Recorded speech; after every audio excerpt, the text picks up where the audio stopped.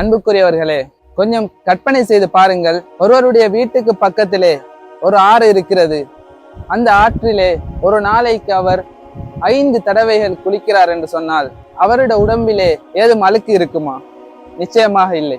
இதே போன்றுதான் அல்லாஹ்வின் தூதர் ஸல்லல்லாஹு அலைஹி வஸல்லம் அவர்கள் ஐவேளை தொழக்கூடியவருக்கு உதாரணம் காட்டினார்கள். முஸ்லிம்லே வரக்கூடிய ஒரு ஹதீஸ், ஒரு தடவை அல்லாஹ்வின் தூதர் ஸல்லல்லாஹு அலைஹி வஸல்லம் அவர்களது தோழர்களை பார்த்து கேட்டார்கள், உங்களில் ஒருவருடைய வீட்டுக்கு பக்கத்திலே ஒரு ஆறு இருந்து அந்த ஆற்றிலே ஒரு நாளைக்கு 5 தடவைகள் குளித்தால் அவருடைய உடம்பிலே ஏதும் அழுக்கு இருக்குமா என்று கேட்கிறார்கள். அதற்கு தோழர்கள் லா யுபகி மின் தரனிஹி ஷைஉன் யா ரசூலல்லாஹ் என்று கூறுகிறார்கள். யா ரசூலல்லாஹ், அவருடைய உடம்பிலே எந்த ஒரு அழுக்கும் இருக்காது என்று கூறினார்கள். அல்லாஹ்வின் தூதர் ஸல்லல்லாஹு அலைஹி வஸல்லம் அவர்கள் கூறினார்கள், இதே போன்றுதான் ஐவேளை தொழக்கூடியவருடைய பாவங்கள் மன்னிக்கப்படுகின்றது என்பதாக, அதாவது சிறு பாவங்கள் மன்னிக்கப்படுகின்றது என்பதாக கூறினார்கள். சில வேளை அல்லாஹ்வின் ரஹ்மத்தின் மூலம் அவருடைய பெரும்பாவங்களும் மன்னிக்கப்படலாம். அன்புக்குரியவர்களே, ஐவேளை தொழுகையை பேணி தொழுது அல்லாஹுடைய ரஹ்மத்தின் மூலம்